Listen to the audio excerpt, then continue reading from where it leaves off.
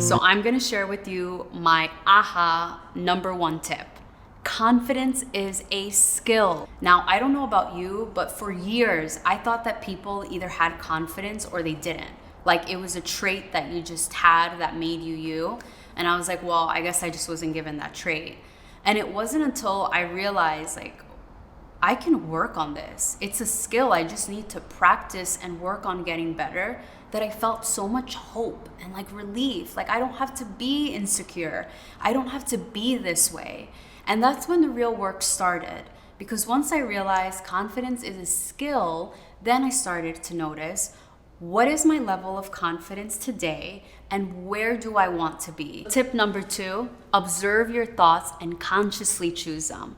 Now, you might be like, what does that mean? Well, one, it's recognizing that not everything you think is true. You probably, like me, have 1,000 thoughts a day. Negative, positive ones, thoughts that you might have heard for years, like I did about my confidence. Don't speak up. What you have to say is not right. What will other people think about what you have to say? And so I think meditation is really a powerful tool here to help you kind of be an observer to your thoughts, as opposed to just listening to everything your mind's telling you about you. So you have to learn how to consciously choose thoughts. When you see a thought come that may not be so positive, such as, don't speak up, you might not be right, it's recognizing that thought. Okay, I see the thought of not speaking up, I may not be right, and learning to choose a new one. Well, I may not be right, but what's important for me is to show up in this class, so I'm gonna speak up. So identifying a relationship with your own thoughts. Tip number 3 is build a relationship with learning versus with fear. Now, Adam Grant, an organizational psychologist, says that we can build confidence by first reminding ourselves our capacity to learn. Learning is something we all can control. You can read books, you can watch YouTube videos, you can watch LinkedIn learnings. I mean, literally, you can research anything, even like public speaking, to learn about it. But like I mentioned, so often we're so focused on doing something right that we're immediately putting our attention on the results that we want, as opposed to just taking the chance to experiment and to using that situation towards learning. I mean, wouldn't it feel better just to be like, hey, let me try this out? Whether like, I need to do great. And as we all know, the more we learn, the more we can improve our skills towards something, which ultimately leads to the success that we're looking for.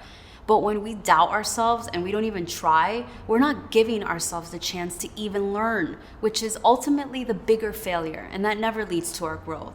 So we can build confidence when we see ourselves going through things that we thought we couldn't do and still come out on the other side. Tip number 4 is set goals and work towards them. So you probably may have heard that before, but I don't mean just any goals. Goals that will help you go outside of your comfort zone, that only you know what that is. Now, you may be a go big or go home kind of person, but if you're like me, I like to start really small and then work up to potentially larger goals. So it can be anything that you're afraid of. Is it raising your hand in class, speaking up in a company meeting? These are all things that I have worked on, that I would start and just set an intention for that week.